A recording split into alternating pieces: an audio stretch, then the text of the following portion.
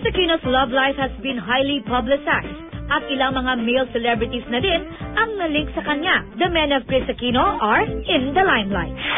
Inside Showbiz Magazine Editor-in-Chief Wilson Flores shares that Kris is attracted to certain types of men. Pattern siya. Marami siyang basketball player sa buhay niya. Si Alvin Patrimonio, basketball star siya na sikat, na may pelikula sila ni Kris Aquino. Nung may asawa na si Alvin Patrimonio noon, may chismis kumakalat noon na may problema yung pagsasama nila na mag-asawa. Tapos may mga chismis din na silang dalawa daw ni Kris. Pero hindi sila nakatuluyan. Aside from Alvin Patrimonio, Kris Aquino was also linked to another basketball catcher, Romel Aducol. Noon, dinidate niya si Asunta De Rossi. Then nung nag-break up sila, wala na natuloy sa kay Asunta De Rossi. May mga rumors na si Kris Aquino pumalit. Hindi sila nakatuluyan daw kasi si Romel Aducol, born again Christian or Protestante.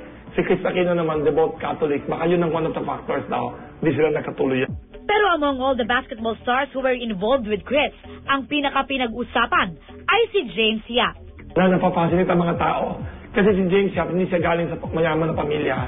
Tapos si Kris, siyempre, elite ng Pilipinas, political and landed elite. Ang nakakatuwa pa, parang siyang Demi Moore konti. Parang siyang Elizabeth Taylor konti ang buhay niya. Kasi napakabata ni James Yap. Wilson reveals that aside from Kris Aquino's attraction to basketball players, mahilig din daw si Kris sa mga veteran actors. Mahilig siya sa either veteran actor na napakagaling, yung veterano, hindi yun mga neophyte actors, ha? Isa sa mga veteran actors involved with Kris Aquino is Robin Padilla. The two were introduced to each other by the late Inday Badiday. The relationship did not work, but Robin and Kris became friends after. Si Philip Salvador naman, nagkaroon sila ng pelikula, pero nung may pelikula sila together with Kris Aquino, silang dalawa, may asawa na siya noon. Nag-live-in sila ni Kris Aquino, and then nagkaroon sila ng anak na Joshua. Kris's relation with another veteran actor, Joey Marquez, also made the headlines. Asawa niya noon si Alma Moreno, hindi nag-work out ang marriage nila, ang pumalit si Kris Aquino. Pero yun ang pinaka-controversial.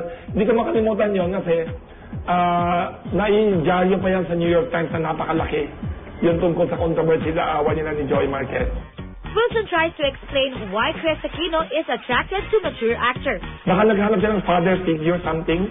Di ba maaga siya na wala ng tatay na kulong si Aquino. From basketball stars to veteran actors, Wilson says that Kris Aquino also likes politicians. Partly political alliance yan eh. Kasi kung may asawa kang politiko na may baluarte sa probinsya, may baluarte sa Makati, o somewhere opposition, may tulong sa political plans in the future. Wilson explains that in 2004, Kris was involved with the governor of Pampanga, Mark Lapid. Meet daw si Mark Lapid 2004 nung nakakampanya siya. Tapos si Kris Aquino sumama sa kampanya. Tapos sumalabas ang mga chismis na nililigawan niya si Kris Aquino. Inside Showbiz says that recently, Kris Aquino has been seen dating Makati Mayor Junjun Binay. Sinabi ni Kris daw yata noon na gusto niya i-match daw si Junjun Binay kay Rufa daw noon, di ba? Kasi bagong naging byudo si Binay. Tapos later on, nung nawala na ang kasal nila ni James Yap, sila ng dalawa na nilink, parang mukhang tahimik. Si Kris mukhang hindi tahimik. So bagay silang dalawa. At ang fearless forecast ni Wilson, kung tatakbong presidente si Vice President Binay, tapos yung anak niya, may Kris Aquino, maganda para sa dalawang pamilya.